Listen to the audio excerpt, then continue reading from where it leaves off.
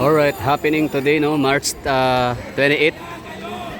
Oras tayo, alas 5, 6 ng hapon. So ito yung ganap dito. Continuous pa rin yung pagdating ng mga tao. So dito tayo sa may gilid ng Ateneo de Davao University. Tapos punta tayo sa may Rojas Avenue at punta tayo doon sa may malapit sa stage. At habang approaching tayo doon ay ipapakita ko sa inyo yung crowd. Kumbaga parang crowd check ulit tayo dito. Sige. Ang hilingin natin na ipabalik ang ating Presidente Rodrigo Roa Duterte. Ito na yon. Kami po mga Moro, malaking utang na loob namin sa kanya. Ginawa niya yung panahon dito sa Davao na isa lang ang diputibyon. Ang pag-upo niya na 1988 Project to ha. So mahaba itong Rojas Avenue. Abot pa doon sa pinakadulo. May representative. Ginawa niyang annual tribo ng diputibyon.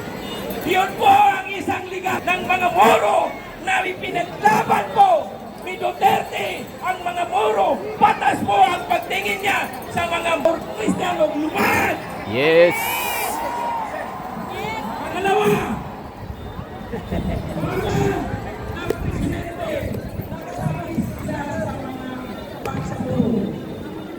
nagsabi po siya sa mga taga-Moro, ako ay magiging presidente.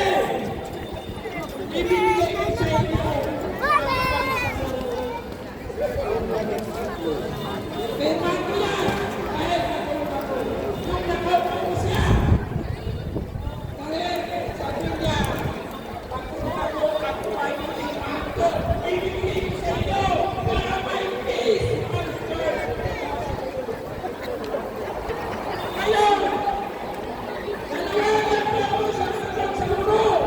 Oras natin ngayon. Hindi ibig sabihin na magpapagandang na bigay siya sa atin para sa nakikinabang sa lahat dito sa Pilipinas. Po siya ang presidente. Nagsakot po siya.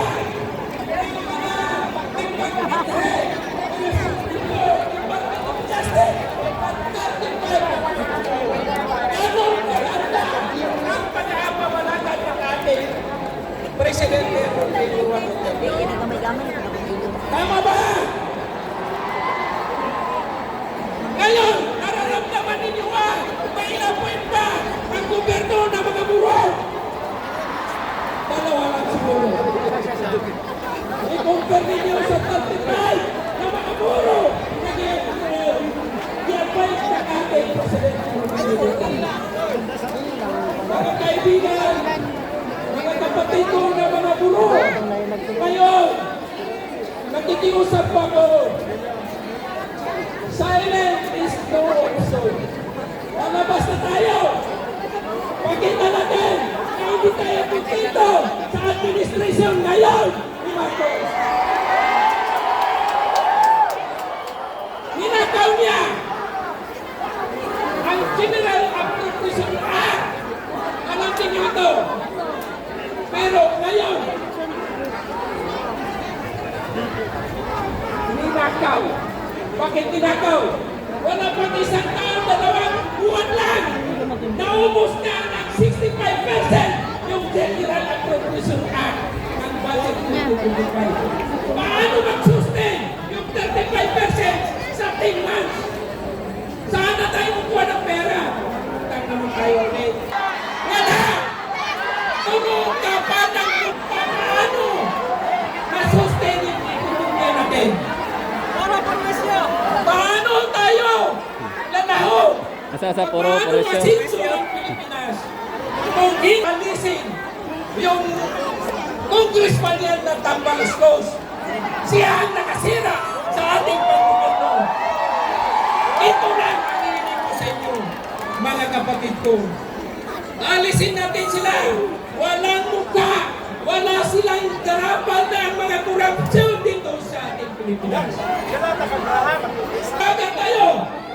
Kasi ito ang pinaka-historical sa ating Presidente Rodrigo Duterte.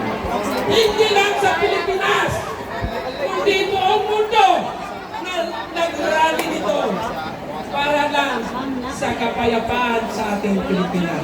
Ibig sabihin, ang nagawa ng Presidente Duterte ay pinakamaganda.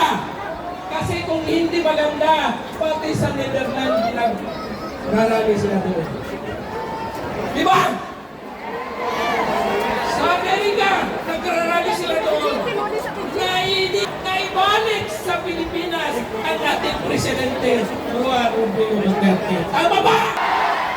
Pamayag ba kayo na magiging Presidente ang ating Rodrigo Duterte ibalik sa Pilipinas? Payag!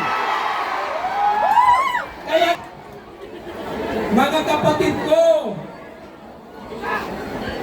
mga kaibigan ko, mga kasamahan ko sa negosyo, ngayon, oras natin ngayon, lalabas muna tayo hanggang hindi mapaalis natin ang presidenteng garapan na ngayon ng korupsyon. Walang hiya. Yan, daming tao talaga. Abot doon, oh. Tayo Pinakadulo. po ay mahiya tao. Crowd check tayo, ha. Daming tao. Abot doon sa may, ano, JP Laurel. Mahiya nga ako na magpirma ng hindi maganda. Yun sila. Dahil sa may personal interest sila. May iniisip sila na mayroon pa silang i-extend na term. Hindi papayag po ang Pilipino. Di ba? Hindi pa kayo papayag? Dapat ngayon, mag-iisa po tayo. Nanawagan po na nakikinig. Lalabas na po tayo dito sa Kali. Suportahan natin ang panawagan natin. Magkakaisa po tayo. Tama ba? Tama! Kasi, i-compare ninyo na first time in history na ang ating President Rodrigo Duterte na inaristo, kinidnap, nandito na ngayon yung manidnap, aeroplano, batalyon. Dati ba ang manidnap? Ngayon aeroplano na! Di ba? Tama ba? Tapos ang inikaso pa niya, human against human. Ha? Kasi kung tingnan ninyo, ang batas natin ay hindi makatarungan yung ginawa nila, yung pag-aresto nila kay President Rodrigo Duterte. Kaya nagkaganito po tayo! Dahil tinitap nila ang ating Presidente Rodrigo Duterte. Hindi maganda po ang ginawa ng ating gobyerno. Pinaluktot nila ang batas natin. Bakit hindi pinaluktot? Marami kayong mga abogado, marami kayong mga magagaling dyan. Yung Office of the Solicitor General na nililis ka umarte doon sa sinasabi ng Marcos administration. Kasi alam niya, mali yung ginawa nila. Mali yung pag-aresto nila sa ating presidente. Kinidnap nila. Kaya ngayon, kikidnapin din natin yung administration. Paalisin natin. Itapon natin sa Philippine side. Tama ba? Allahu Akbar! Allahu Akbar! Allahu Akbar! Duterte! Duterte! Duterte! Duterte! Duterte! Ibalik sa ating Pangulong Duterte dito sa Davao City. Dahil siya po ang mayor natin dito sa Davao City. Kapaya pa kayo bumalik sa dito! Alam niyo, itong mga tamba lustos dito sa Davao City. Babalik lang sila kung eleksyon, mamimigay sila ng ayuda. Kung walang eleksyon, buhay po kayo. Nararanasan niyo po, mga taga-Davao. Ngayon, mahaba ang pamigay ng mga ayuda. Dahil eleksyon. Pero kung hindi eleksyon, hindi ninyo makikita na magpapili din at magpalustos dito sa Davao. Tama ba? Mga kapatid ko, sana po pakinggan ninyo lahat ng sinabi ng ating President Rodrigo Duterte dahil ngayon nagsiselebrate tayo sa 80th birthday niya. Pero sa amin masakit. Hindi namin sinasabi na happy kami. Kaya nilalagay namin na walang happy birthday. Birthday lang. Tama ba? Papayag ba Espanya? Dito po tayo!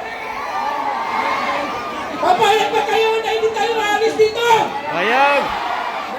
Maraming salamat. Barakatullahi ta'ala wa barakatuh. One more! Duterte! Duterte! Duterte! Duterte! Duterte! Duterte! Duterte! Ibalik na! Duterte! Ibalik na sa Pilipinas! Kahabang City! Mayong hapon sa inyo. Dagang salamat sa tanang punta nito. Salamat po mga kapulay na ilaw na bangkato. Nag-last hot dogs! Salamat! The Armenian Mayor of Maranao, Mayor of course, Magmera, yes, Karong at Lawang, ang pinakataas, pinakalongest na siyang sa pagmahal para kay Tatay Digong! Kaya naman yan ang unang rin para kay Tatay Digong! Kita-kita na siya! Ang meron dito, grabe mo na alam mo meron! Di ba? Grabe ang pagmahal! Tungod kay bonggang-bongga o grabe yung pagmahal kay Tatay Digong! Ano yan ang bonggang-bonggang pasubayan para sa nagbayan sa namo ang tibuong kalibunan! Ano yan si Tatot!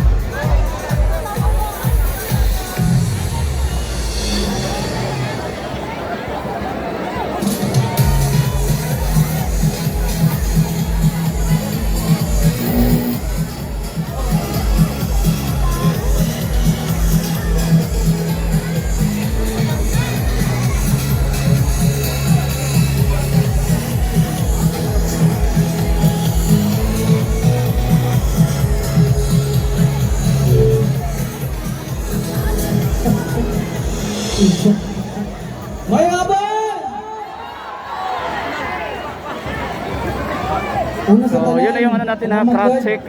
Time check tayo dito. It's 5:23 ng hapon or maggagabi na rin.